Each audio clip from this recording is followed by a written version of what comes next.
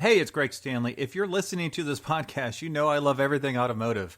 This passion has expanded to include being a car specialist consultant for RM Sotheby's. So if you need assistance buying or consigning a collector car at any one of our online or live auctions, including Scottsdale, Amelia Island, or Monterey, you can reach one of our car specialists at rmsotheby's.com, or you can email me directly at gstanley@rmsotheby's.com. I just want to give a quick thanks to Euro Classics for sponsoring this episode.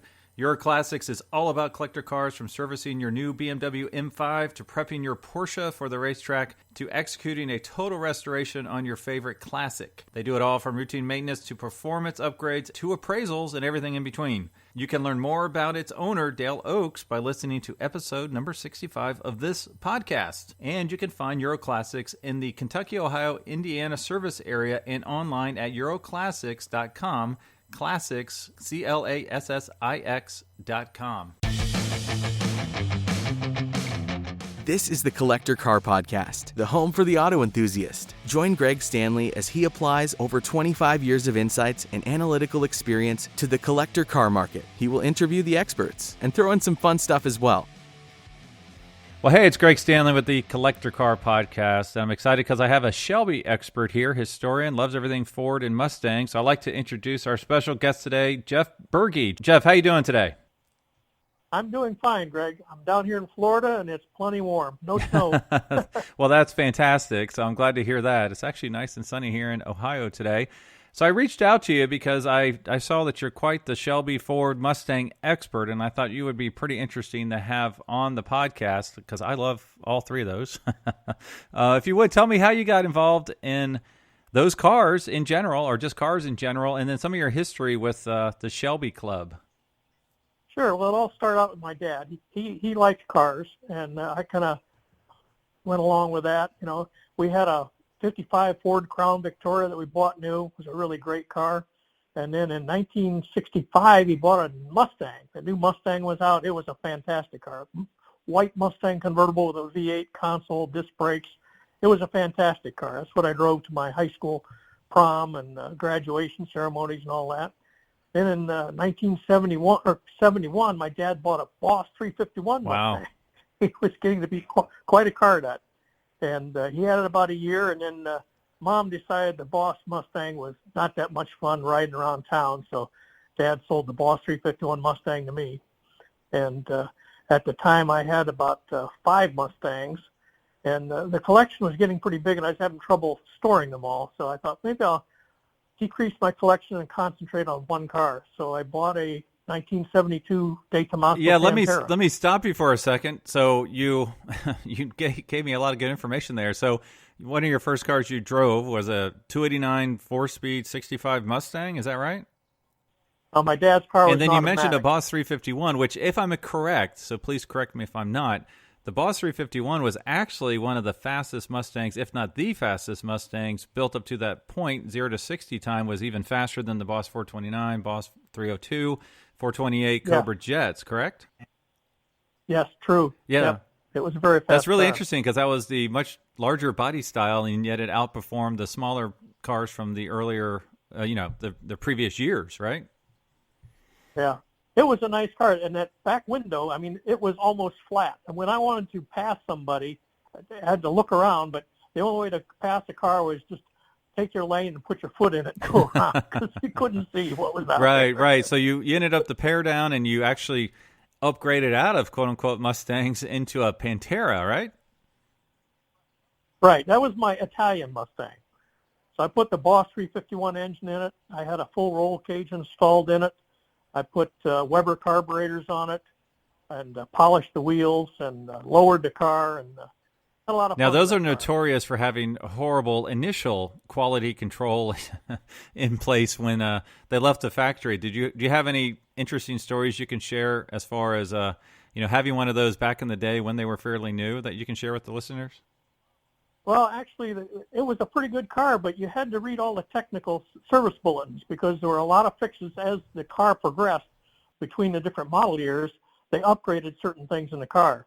And if you got the technical service bulletins from Ford, you could make those upgrades to your current Pantera. You could take an early one and put all the upgrades that they did, the cooling and all those other upgrades to it.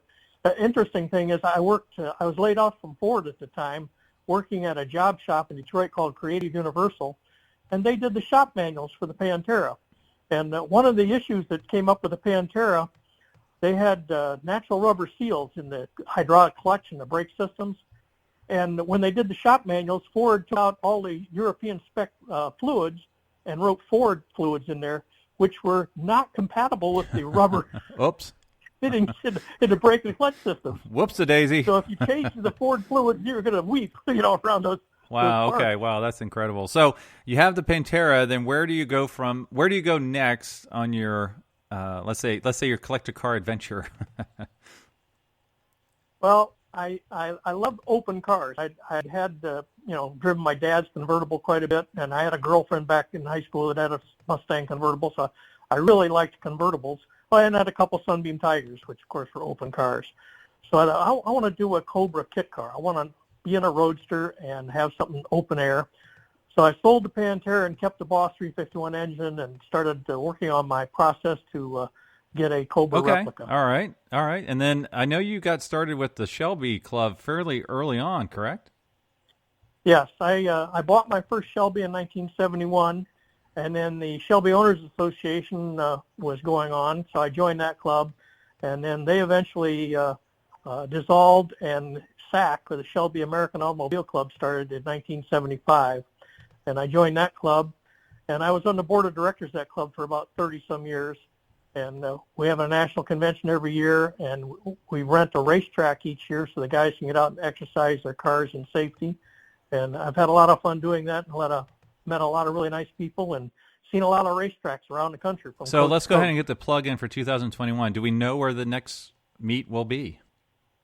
No, we don't. We actually had to cancel the 2020 meet. Unfortunately, the 45th anniversary was canceled, and we have a lot of problems dealing with tracks and setting track dates because we're a small club, and the big tracks would like to have a NASCAR race or something like that instead of a small car club. Right.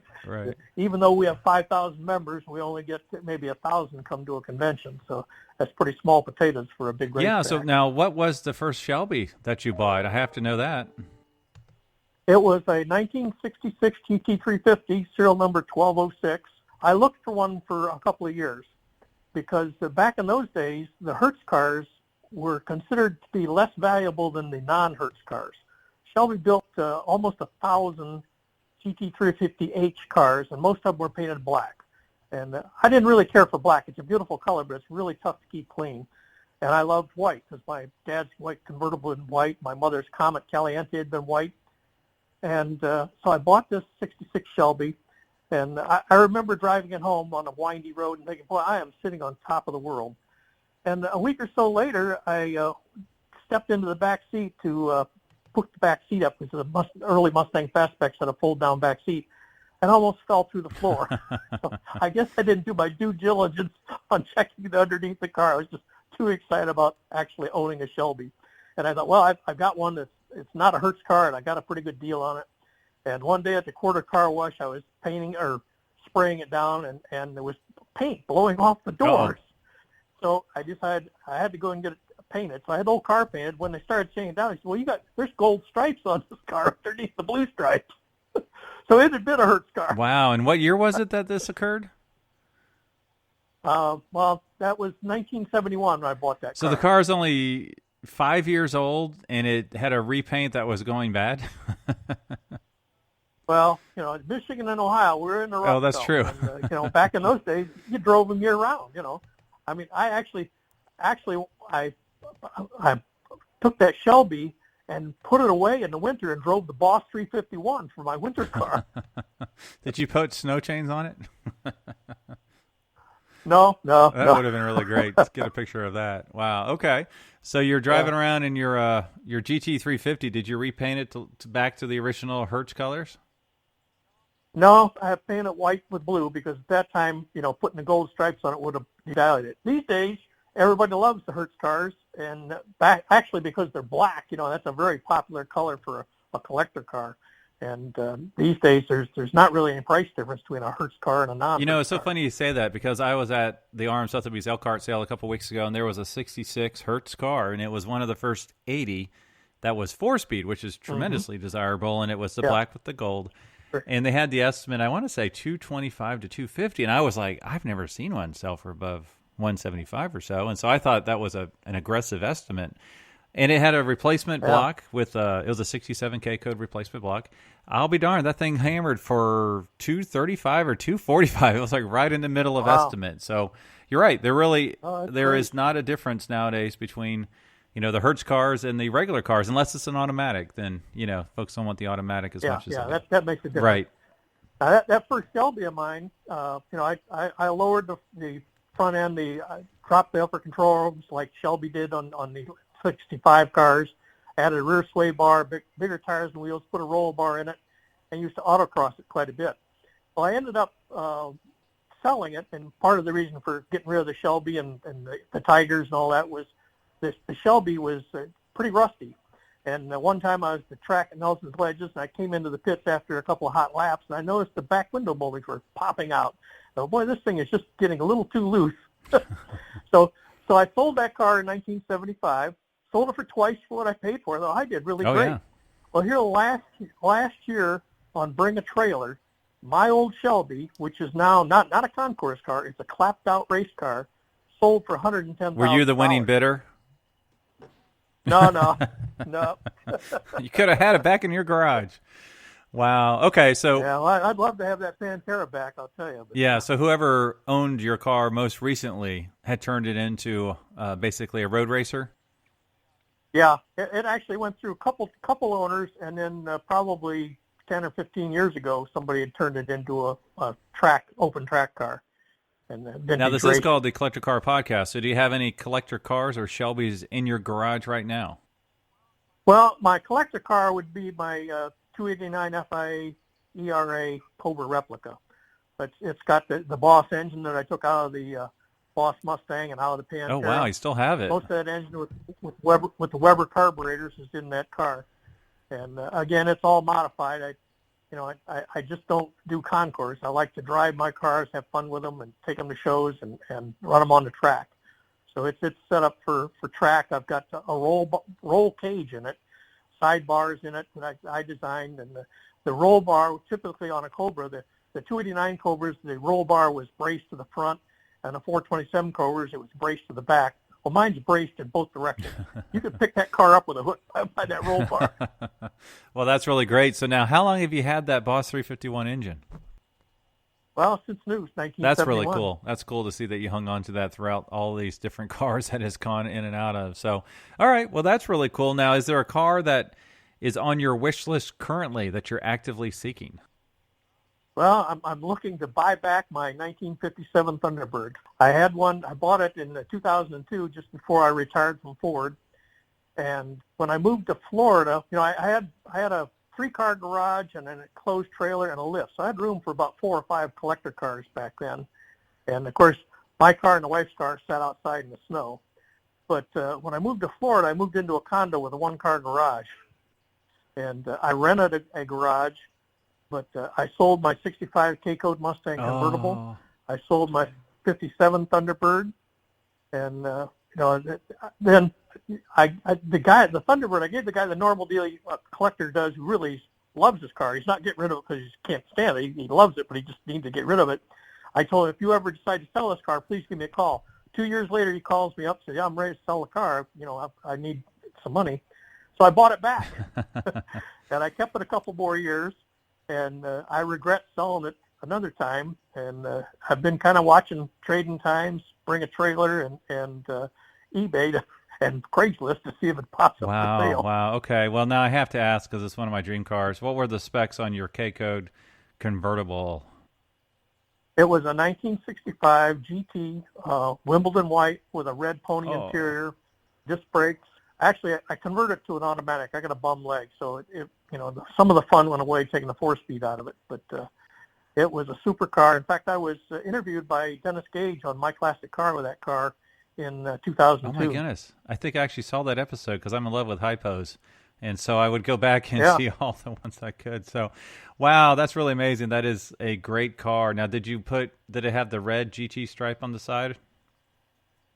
Yes, it did. It had a red GT stripe on the side. I did the Shelby drop modifications to the upper control arms, an export brace, and a Monte Carlo bar on the engine compartment.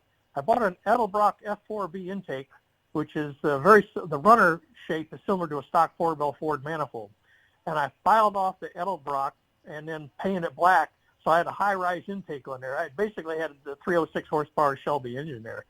It had the hypo exhaust manifolds on it, and it was a slick car. I put frame connectors on it, and it was a beautiful car. It drove really great, and I hated to sell it, but again, when I moved to Florida, I needed to unload a few Now, cars. do you have any Shelby barn finds you can share with me or hypo? I just remember when I was in college at Florida State, I was Shelby nuts, but I had not one single penny to my name, and I found a 68 GT350 underneath a tarp convertible in the backyard of a house, and I knocked on the door, and I could tell that they knew what it was worth because they had a framed Cobra picture on the wall. And, of course, how it goes, it was parked. It had, hit a pole or something, and they didn't have time to fix the radiator, so it had been parked under a tent for years, weren't interested in selling it. And I went back there like 15 years later, and it was gone. When I finally had enough funds to buy a basket case Shelby, it was gone. So do you have any stories like that you could share with us? Well, I've got a couple of field finds. I'll take a field find. Field finds are good. Yeah. I was working at Ford in Michigan and visiting back home in Ohio pretty regular. And one afternoon, as I was heading back to Michigan, I took a different route back, and I saw a Pantera sitting in a yard. And so I stopped and went over to look at it, and the car had been sitting there so long there was grass growing up through the floorboards. And so I wrote a note, I left a note on the car. I said, please give me a call. I'm interested in this car. And I never heard from the guy. And the next time I came down a few weeks later, the car had been moved. It disappeared, Guess it didn't want, somebody found it, didn't want to have anybody else to deal with it. And then the biggest find I found was in Medina, Ohio. There used to be a guy out there who did turbochargers, and he sold take-off tires. When you lived in Akron, Ohio, you could get take-off tires from the big tire companies. So I always bought used take-off tires, and I was out there buying some BFGTAs for my Shelby GT350, and I was waiting. He was on the phone or working on something, and I was wandering around behind the shop, and out in the field I saw this rusted hulk of something that looked like a Ford GT. It was an actual Ford GT40 that had burnt up. And there was a guy in Ohio, a P1070, I believe was the number of the car. A gentleman in Ohio bought this car. It was a Series 1 Mark I Ford GT, which was not the street car that they made the Mark III several years later.